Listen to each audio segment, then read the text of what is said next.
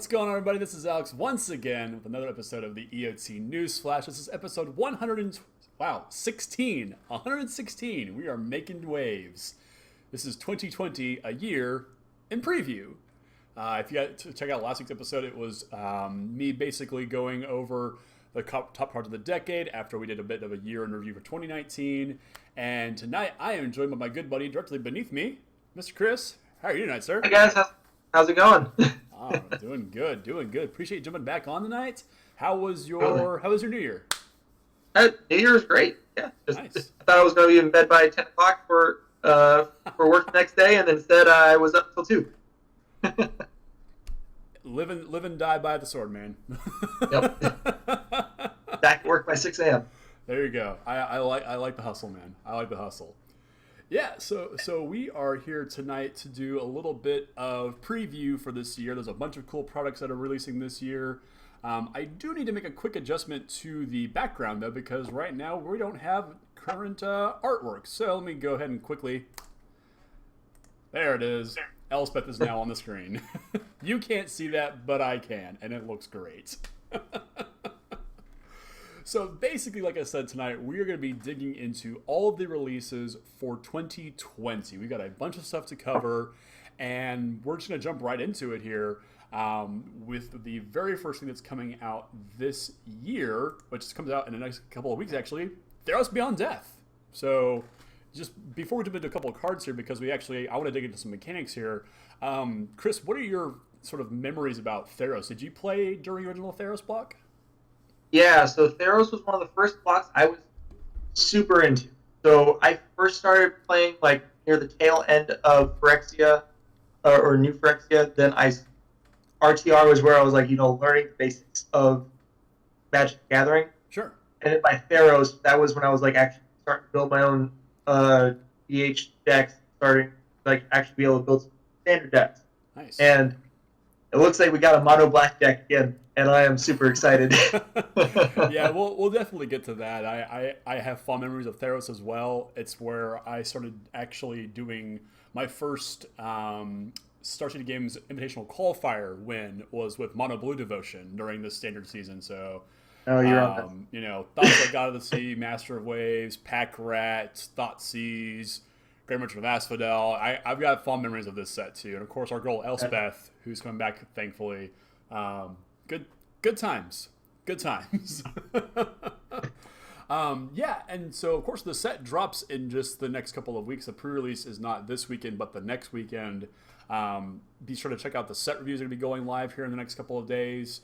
Those are going to be a lot of fun, but I thought might be interesting to just look at a couple of cards here real quick, just to kind of give everyone who's never been to Theros a quick sort of feel for what is going to be happening on Theros mechanic-wise. So up on the screen, I have got Cetizen Champion, and I didn't realize if you go to midexplorer.com and you hover over the rares, you can see their alternate art extended frames. So that's kind of cool. If you're into that kind of nonsense. But yeah, so Cetizen Champion is a 2 and a green human warrior at rare. It's a 1/3 that has the keyword Constellation, and it reads whenever an enchantment enters the battlefield, you do a thing, and in this case, you put a +1/+1 counter on Cetizen Champion and draw a card. So this card is amazing. Pretty good. Yeah, no. It has my 3 favorite words on it. Yeah. And then it's a 3-drop. This thing's going to get big, and from the previews that so far, there are so many enchantment creatures. Yeah, Theros is what is and was the very first sort of enchantment matter set. We're going to see a ton of enchantment creatures that you'll be able to. They'll be obvious by their enchantment-based frame. There's a ton of enchantments just in the set alone. This is a very powerful card and a good sort of build around. If this is your opening pick in a draft or in Seal, this is a great card to build around because there's going to be a lot of support for it. Even, especially on turn 3 and everybody just play after that is just going to be good moving forward. So yeah, Constellation is a super powerful mechanic, and it's one that I'm glad they brought back. We also have the return of Devotion, which is a mechanic that counts up the number of colored pips you have in your casting costs. And what better card to show this mechanic off than this stupid thing?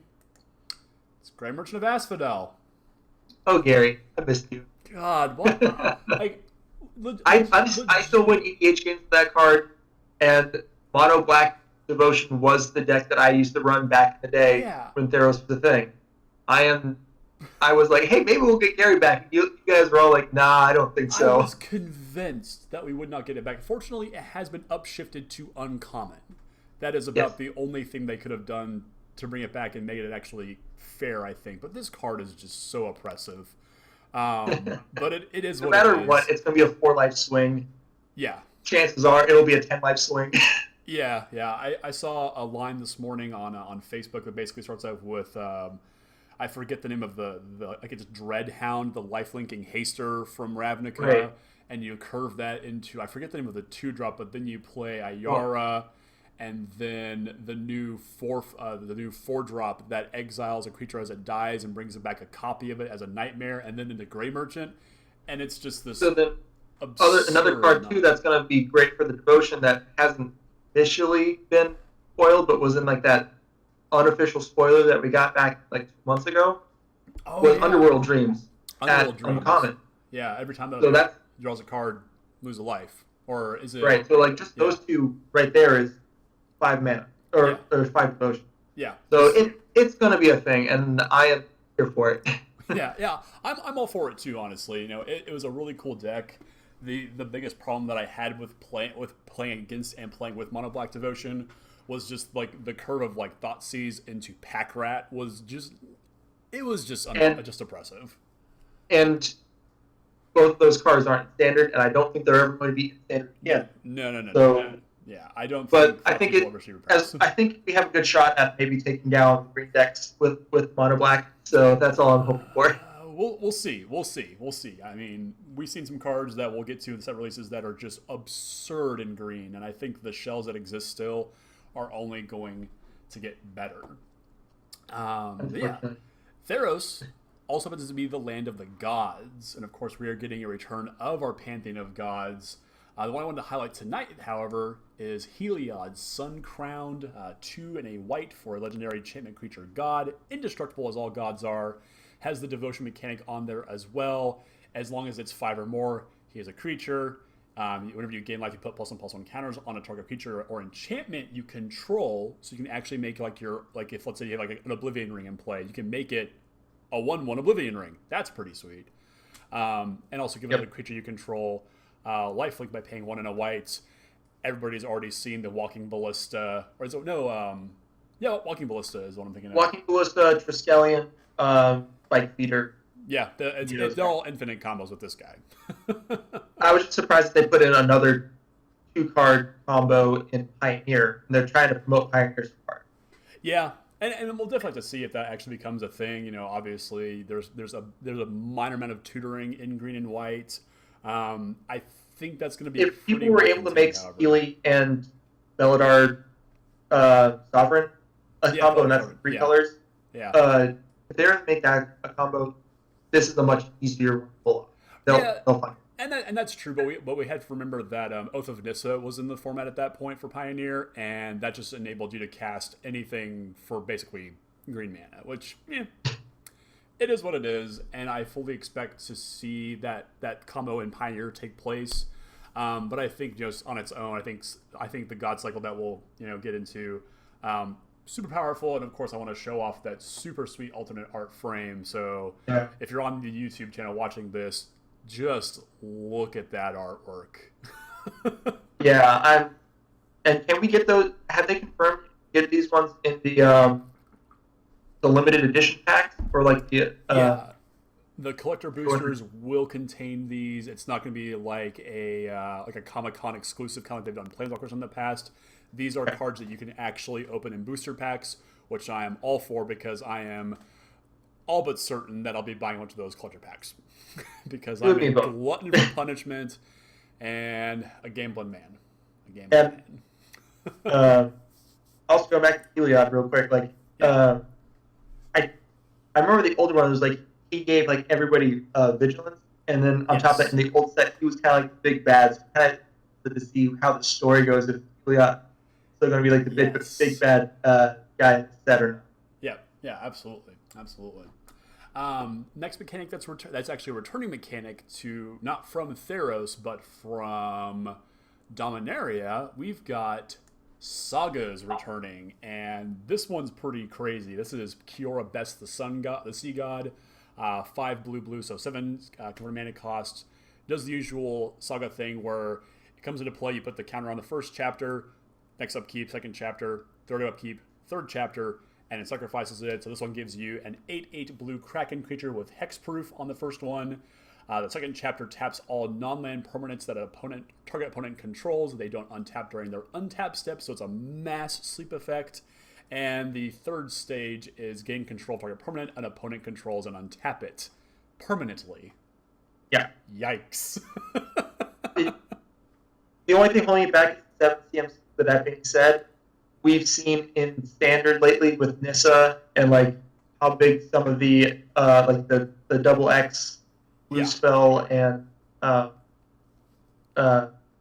Hydra. Hydra like Crisis, 7 mana is not unreachable in this definitely format. Definitely not. So I don't see this playing a role in like a mono blue deck, but in like those Simic decks that we literally everywhere, this could be some power because you're going to get the turn to that third like gain a permanent. Yeah. I think just tapping everything down with what you have on board is probably going to seal it. Yeah. I don't see much else happen there. Yeah. And I could easily see this being part of a control deck of some sort. I would. It might be too slow for like fires decks, because those decks usually kill pretty quickly once they resolve fires. But I think that might be kind of cool to put this in off of Fires of Invention. But I could see this being as a one of in a blue-white or a blue-black control deck. I think it'd be pretty neat because creating a hexproof Kraken that's an 8/8 is a pretty big deal, especially after you've raft the board. I think the Fires deck found a few other friends with some of the other cards that came in this set. That's awesome. Yeah, I'm looking forward to tweaking my build on Arena because that deck is fire. Thassa and Thrix. I think those two are going to be going to the Fires deck pretty quickly. 100%. And so we have one last mechanic to jump into for Theros Beyond Death, and it is the I guess, hallmark mechanic of this set. It is Escape, and I'm going to showcase this tonight on Elspeth, Son's Nemesis. This is a planeswalker that has a mechanic on it. It's not just planeswalker mechanic. So it's Elspeth, 2 white for a 5 loyalty planeswalker. You -2 to give up to 2 target creatures you control, each +2/+1 till the end of turn. -2 her to create 2 1/1 human soldier tokens, or -3 to gain 5 life. Now, of course, she has no plus ability, so this card is bad, right, Alex? Well, not exactly. Escape lets you pay 4 white and exile 4 other cards from your graveyard and then cast it from your graveyard. Chris, what are your feelings on Escape so far? It relies a little too much on graveyard, I think, and the fact you actually have to exile it, I think it hurts a lot. So it's not like something you're going to be able to do over and over again. Technically, yes. But all the escape mechanics I've seen so far have been like Escape 4, Escape 5. Yeah. And it's not there, especially in some of the colors, like in white, you're not really milling. Yeah, you're not really milling, but like just over the course of a game, cards are going to go to the graveyard. I could see you maybe casting Elspeth 3 times in a game, especially I'm thinking like limited right now, just because that's what it will be for the pre-release. I can see her being cast maybe 3 times. In limited in Eldraine, sure. In limited in limited in Theros, I'm not sure. I think this set will be much quicker. You might be able to get 1 escape off of it, but sure. I don't. I'm very glad that it's not like Oko levels of power.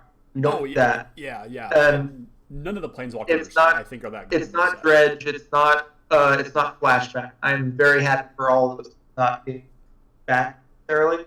Yeah. So I feel like it's their way to try to balance it out, which, I mean, it is a pretty good way to balance it out. It's not going to...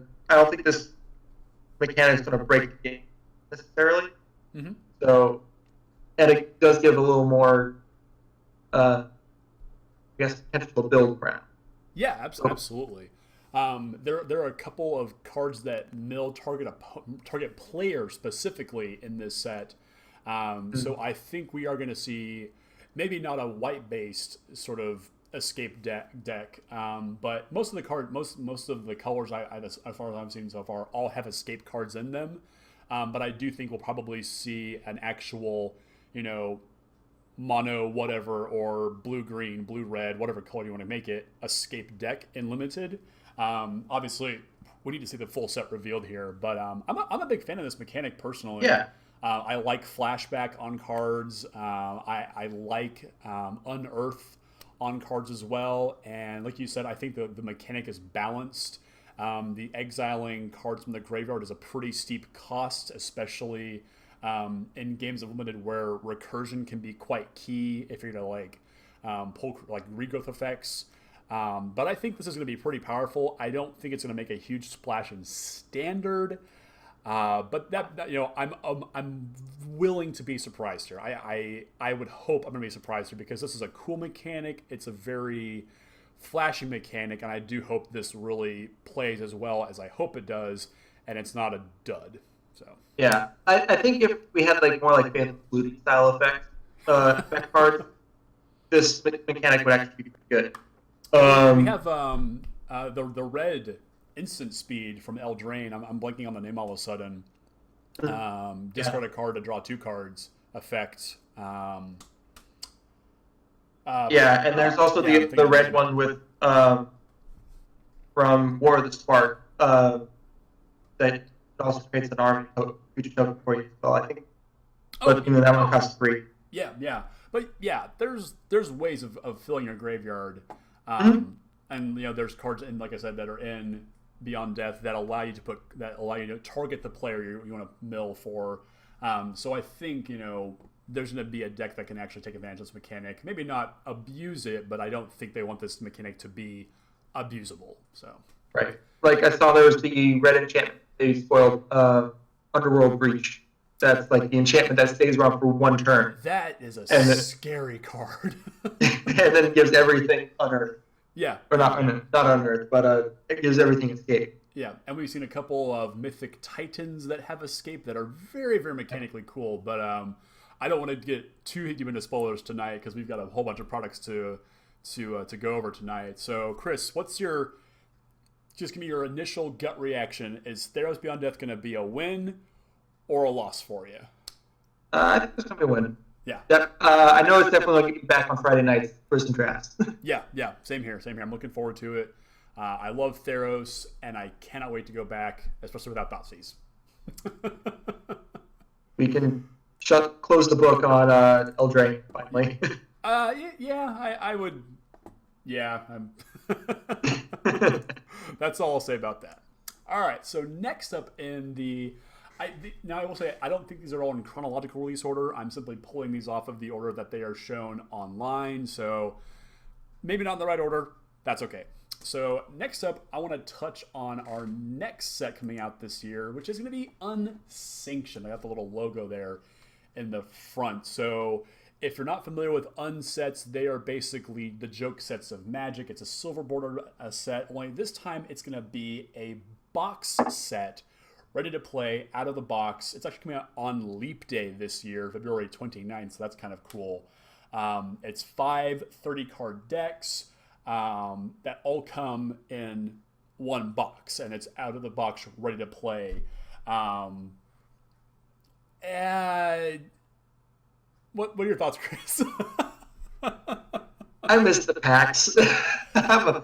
Yeah, I'm not gonna lie. I prefer the packs, obviously. I like drafting those sets. Those sets typically really draft. There's just so much shenanigans. I remember the last Unset they had Jumble Morph and the merge cards. And yes. Very cryptic command. All 4 of them. All 4 very cryptic commands. Yeah. Triple Strike. These sets always have really fun, interesting mechanics that otherwise you would look at somebody and go, "What the hell are you thinking?" Yeah. Rules Lawyer. Yeah, it basically breaks the rules of Magic, is what a silver bordered set is meant to do here. I think that this product in particular fixes the problem that I have with unsets, because I think I drafted whatever the unstable. I think I drafted that one time, and I said, yeah, that was fun. I don't need to do that again though. And I got to play a little bit with Unhinged. I did some pack wars with it, years and years ago when I was living in Texas. Yeah, stuff like that, or like if I had to keep one hand on the table at all times, some very dexterous mechanics were introduced in those sets that just really turn Magic on its head. Or like the Mimic card that you just throw it on the table and hey, yeah, or cards that say that you can't say a particular word, and if you say the word and your opponent says "gotcha," I think the card was actually called "Gotcha." I think they got to draw a card or something like that. But very goofy mechanics here. But yeah, like I said, I think what they did here that was smart was, even though they are removing the draft aspect of it, which is a very cool and very integral part of Magic, I will say, putting this in a boxed set I think is very smart, because the problem with cards like this is that once you're done drafting them, what do you do with them? They always do like a little thing where like, oh hey, you put them in EH deck for like 3 months. for 3 months, and they did that for Unstables. I know that my old LGS Common Ground games back in Texas did specific commander pods where all silver bordered cards were legal, and there were some pretty wild games, I have to admit. But I think in this fashion, I think this is the best way to do products like this moving forward, because you could probably walk into your game store right now in your local store and see packs of Unstable on the shelf unsold, which is kind of a bummer. My question is, if they're going to be doing the borderless land with these, because that's always my favorite part with the Unset. Yeah. What Chris is referring to is that the Unsets were the first ones to introduce full art lands. So of course the little blurb here says, like other Unsets before, Unsanctioned features some very pretty basic lands, which I fully expect to happen again. So I know that a lot of people I draft with use unstable lands, and they're full arts, like no border at all. Yeah. So they're pretty cool. And they're great because like if you're just gonna tutor through your deck, you just kind of slide them off the sides, like, oh, there's the actual side of the card. Yeah, it's easier to find if you're shuffling, if you're searching, if you're playing like Modern or Commander that has lots of fetch lands and search effects. Easy to find cards are, in my opinion, better to play with. So, yeah, I'm gonna leave myself. I'm gonna remain undecided on Unsanctioned. How about you, Chris? What's your just gut reaction to Unsanctioned right now? As long as I get the lands. As long as you get the lands. That's real. So the next product that's coming out this year that we're going to talk about is Challenger Decks 2020. They are coming back for, I believe, the third time. They will launch on April 3rd of this year. And if you're not familiar with a Challenger deck, it is basically a 75-card pre-constructed deck right out of the box that is designed to be played at F&M or any other weekly standard event at your local game store. These are basically the replacements for the intro pack or the Planeswalker deck. And Chris, did you ever buy one of those old intro decks or Planeswalker decks? It's okay to admit it if you did. Yeah. They used to come with like 2 packs in them, and especially when I was first getting into Magic, you get like an unfoiled, or like a foiled version of the first Magic product I ever bought was actually one of those intro packs. Same. And it was the Overwhelming Stampede set. Oh, nice. Yeah. I got the it was an anti-artifact deck from Scars of Mirrodin. It had Horde Smelter Dragon on the front of it. I think it was red-green. Oh, yeah. Mm-hmm. That deck was cool, but the Worm Coil engine in the booster pack was even sweeter. I still have that Worm Coil engine. I would hope so. It's still going for like 17. Oh, yeah. Never get it. But it's a good way to get into Magic. I think, usually with each set, they release 1 or 2 like of those Planeswalker decks that are more introductory. Yeah, for, good for new players. For players, these ones I feel like are more like intermediate level. So I wouldn't say like this should be your first deck of Magic, but your second or third, sure. Yeah, absolutely. Fine. I remember I bought the mono red challenger deck with the Goblin Chamberlain. Yeah, like that was a great deck. Like I changed out my cards to it, and it was perfect playable. Yeah. The one thing that these decks have over your more typical standard product like a Planeswalker deck or an intro pack is that these decks have not only play sets of cards, but they have multiple play sets, of key cards that are actually seeing play in standard. Some of these even have mythics in them, which I think is super important. Like I remember the Izzet one. I got the Izzet one that had 3 of the event. What's the Izzet check? I'm blanking off, but I know like Heart of Kiran was in the Mardu vehicle one from Kaladesh. Yeah. It had the Phoenix that was all over Modern and Standard for a little bit. Yeah, Phoenix. But yeah, these decks are no joke, and I think they're only about $35 actually. So if you have an interest in playing Standard but don't really have the funds to build a tournament level deck, these are a great entry point into Standard.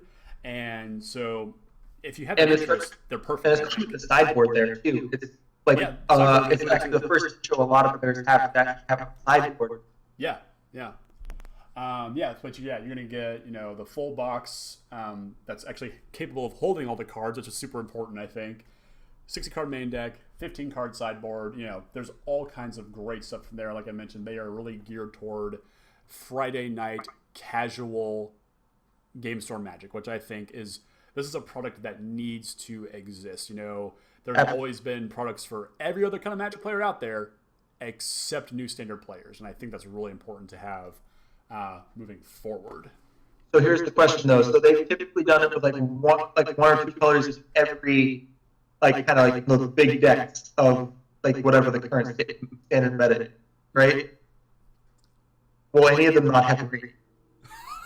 Will any of them not be green? That's. They might give us a Fires as a mentioned deck. Who put you up to asking that question, Chris? How dare you? How dare you question Wizards' design philosophy? Oh my God! All right. I'm so angry at them. Well, let's move on to something a little bit more exciting. Let's talk about new planes we're going to visit this year, because after Challenger decks, we're going to touch a little bit on Icoria, Lair of Behemoths. Yeah, the 84th expansion of Magic releases on April 24th of this year.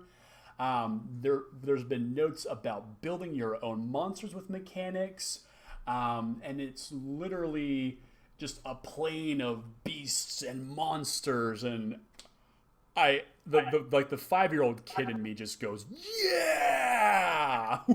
5-year-old kid, you might be doing that. The age player in me is going, oh boy. Oh yeah. And obviously we have no information on Icoria. Right. Yeah, no idea. So this is all just pure speculation. But one of the cool things that we can actually touch a little bit on regarding Icoria, Lair of Behemoths, is the fact that we are actually going to get commander decks for instead of the Planeswalker deck, which have kind of been lackluster. Yeah, Icoria Commander comes out on the exact same day, and it's basically it's in the Commander series of products. It's going to contain, I think it's two Commander decks set on the plane of Icoria. The reprints, however, are going to be from any Magic set, and I believe the only new cards in these decks specifically will be one card each. I think it's going to be one of the commanders that'll be from Icoria, but it'll be unique to that product. So super cool. I think, and they're going to be standard. Was it the commanders? Are they standard legal? That's my biggest concern. I don't believe so.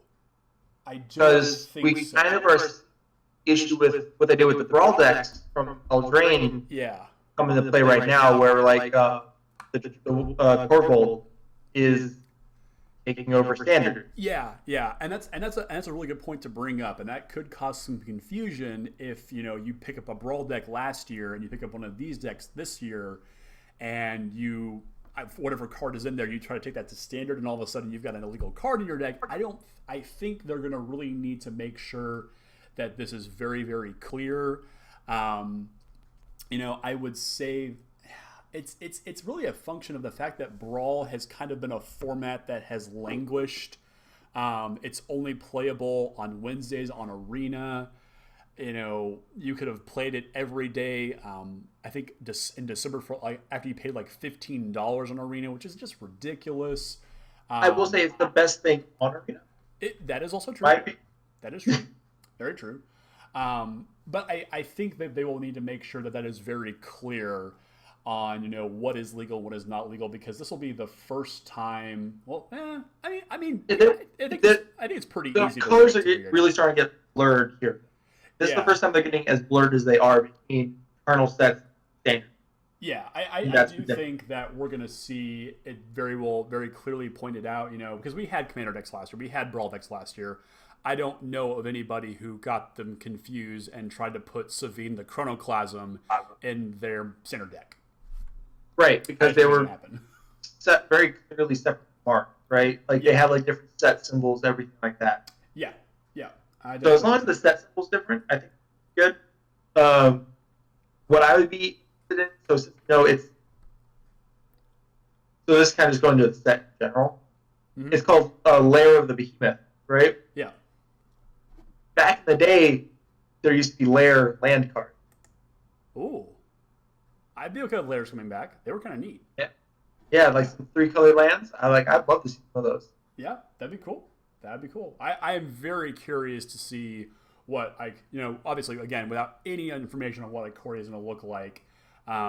What the heck do they do for all 5 colors? I have a feeling we're going to be green heavy again because how do you not have big green monsters? I really hope not. Let's. Oh God, just no. Just no. Don't get me wrong. I love green, but I'm a blue player at heart.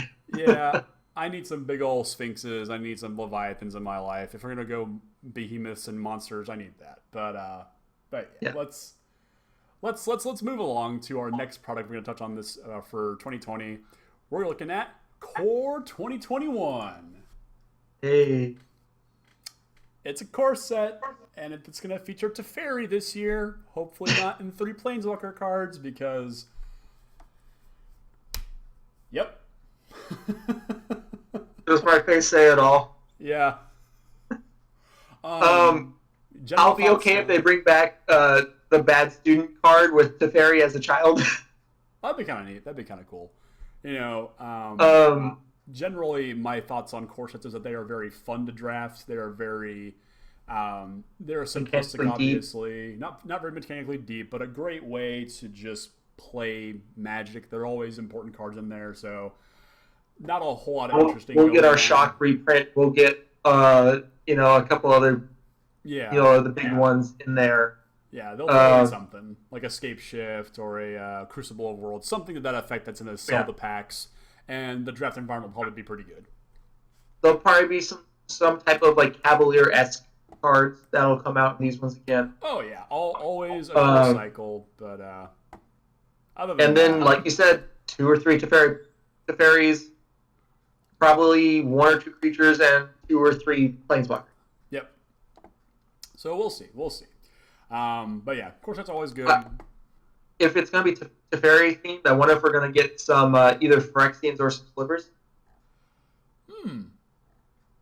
Since he was technically involved in the lore for both. He was, that's true.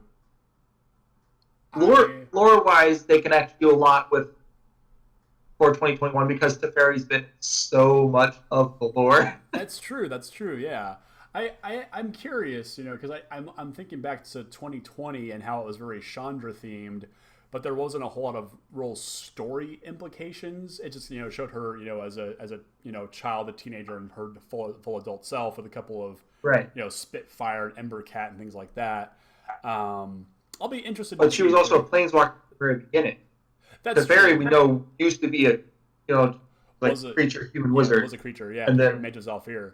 Yeah, I'll be curious to see it. Yeah, obviously this doesn't come out until Q3 2020, so baseless speculation is what we specialize in around here. We had to deal with Eldraine for that long. Yeah, we did.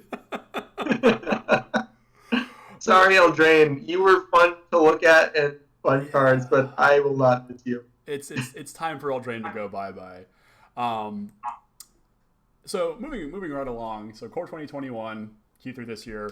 The fall set is another return to. So Mark Rosewater's gone on record by saying that we're going to get usually one new plane and a return to plane every year moving forward, which is pretty cool. It helps build through lines there for stories.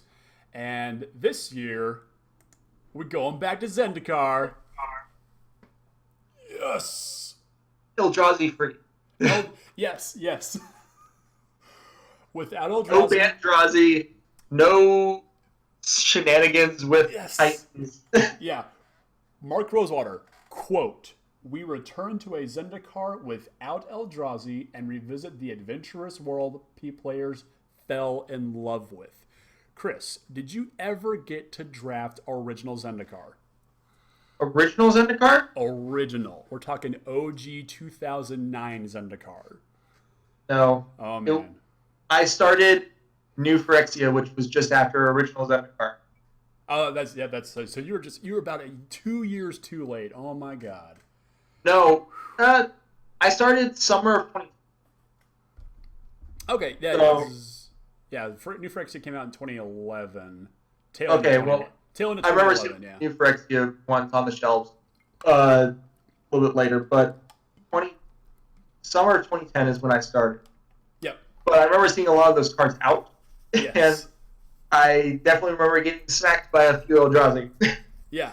And that was just the biggest soul crusher. Yeah, so the original landfall sets, draft decks that had 19, 20 lands in them, fetch lands. Ah, man. I'm excited. I'm hoping, and I'm kind of excited for this, that we'll get, our 6th basic land type back of our waste. Yeah, I would be surprised. I would be surprised to see waste come back in a set that has no Eldrazi in it. I'll be surprised if they do. The thing is, though, my thought process is this is Zendikar recovery, right? So it doesn't necessarily have to be fully recovered, but if you're recovering, so maybe we get some dual waste forest or waste mountain land, something like that. That would be interesting. That would definitely be interesting. So I'm hoping to see some fun kind of mechanics, shenanigans like that. Maybe a couple Devoid cards somewhere, but I doubt Void will be back at all. I highly doubt it. Yeah, just because saying without probably Eldrazi, a couple good Nissas. With new Nissas, God, do we need more Nissas? We don't, but I have a feeling it is our home plane. It is our home, so we will. I will put money down that we will get a new Nissa. Yeah, we did see Nissa for the first time on Zendikar, original Zendikar. So this is where we got to see Soren Markov for the first time. Gideon shows up for the first time on Zendikar. It's none of their original planes. Yeah, none of their original planes. Yeah, but yeah, Zendikar is to me it was sort of just the best way to get into. Everything was great about Zendikar. Between just the mechanics, it was such a.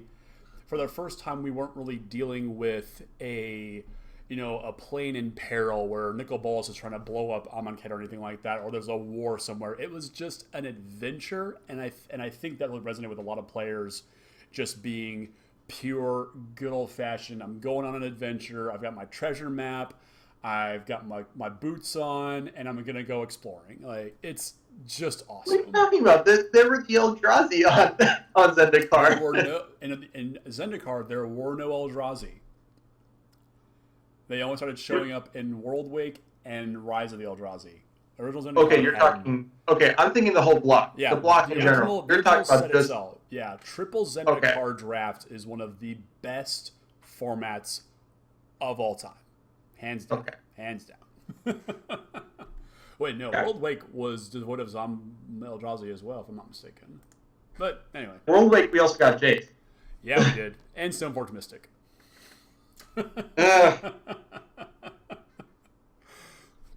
Moving on. The last two products we're going to touch on tonight, and obviously these are pretty close to Chris and mine's wheelhouses because we really like playing Commander. Oh wait, there's 3 products for 2020. 2020, and then the other 2. Oh yeah, I'm getting to him. Yeah. Okay. Yeah. So the next one we've got is Commander Collection Verde, or green for you English speakers, which is basically going to be it's essentially the spell book of this year. It's going to be 8 reprint cards in a box themed to a specific color, and is going to be supposedly a bunch of much needed reprints for Commander in green. We have no idea what they're going to be.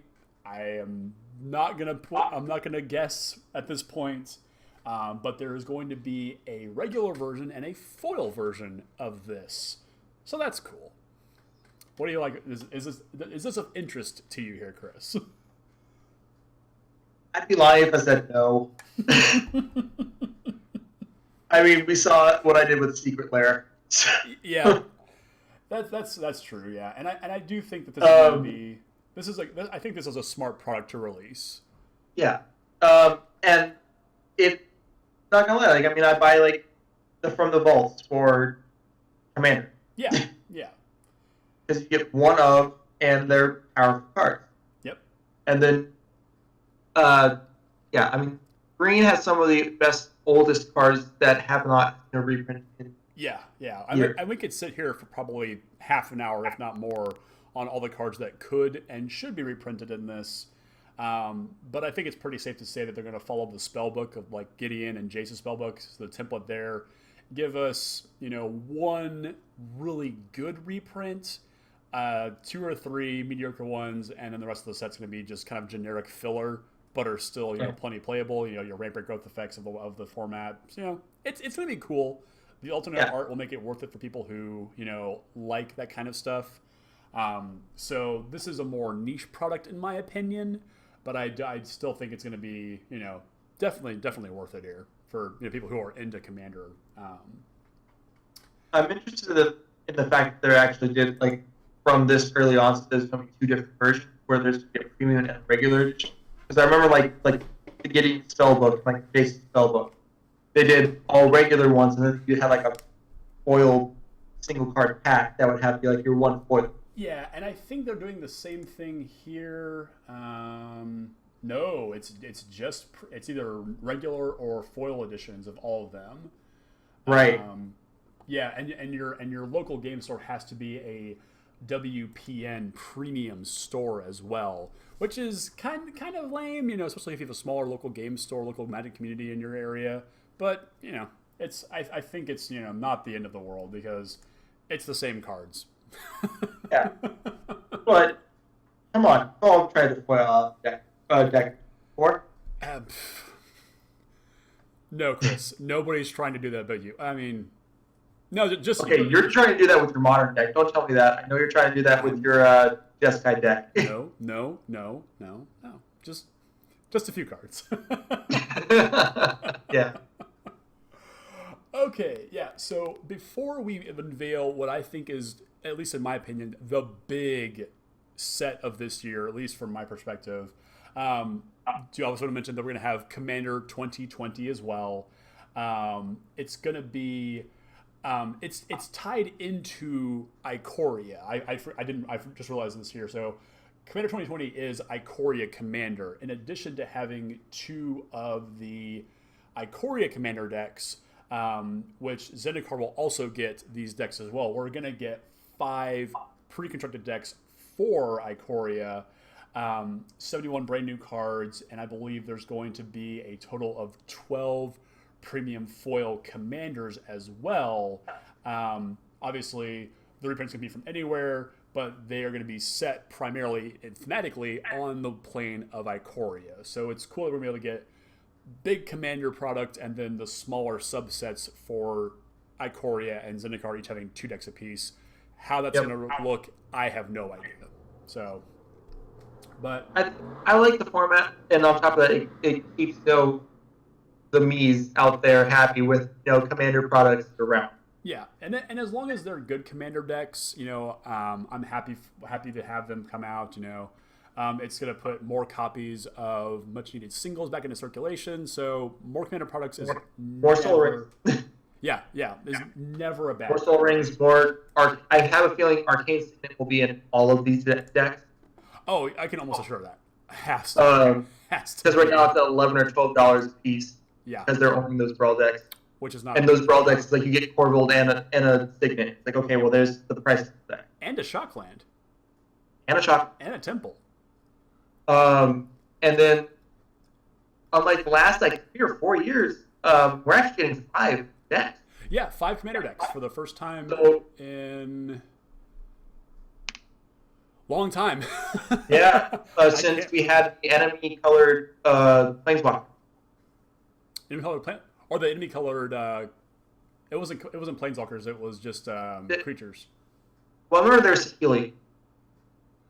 Oh, Sahili was the 4. Well, there were 4 Planeswalkers that year. That was 4. It was Estrus.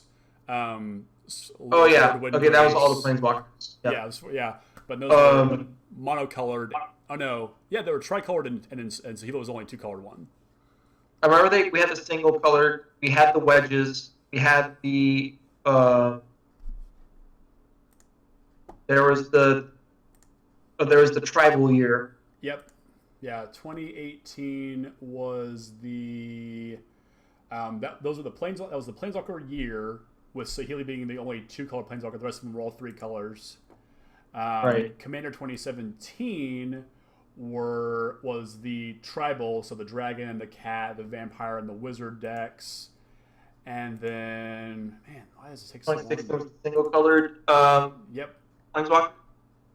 Yes, I Or was that was the 5-color. There was a 5-color here. Yes. Man, like null 1 color. There was 5 of those decks. That was the last time we had 5 decks. Yes. Yeah. Commander 2016 was 5 4-color decks. 2015 was 5 enemy-colored decks. 2014 was 5 monocolored decks, including the Planeswalker Commanders. 2013 was 5 shard colors, and Commander was the original product release with the 5 wedge color decks. Right. Man. So my money then is that these will be 5 allies. Okay. Yeah. Absolutely. Yeah, I could definitely get behind. Because that's the only type of thing that we haven't really had yet. Yep. And allied colors are all over the place. Yes. Yeah. But I'm excited. Yeah. I don't know if I'll get all of them. The last sets I have, but there's 5 of them again. We're back to the original map. Yeah. Yeah. Now I will say, as exciting as new commander decks are, I like commander decks. I like building commander decks. But one thing we've never gotten to do is draft commander. So this year, we gonna learn. Q4 2020, ladies and gentlemen, I give you Commander Legends. Now, hold on. If you've not heard about this, please hold on to your seats. It is the first Magic the Gathering Commander set that is designed to be drafted. There are going to be, hold on here, 20 card booster packs with a foil and 2 legendaries in every single pack. It's larger than even regular standard sets, with a ton of reprints and new cards, over 70 brand new legends, some of which are Planeswalkers. 70 new commanders.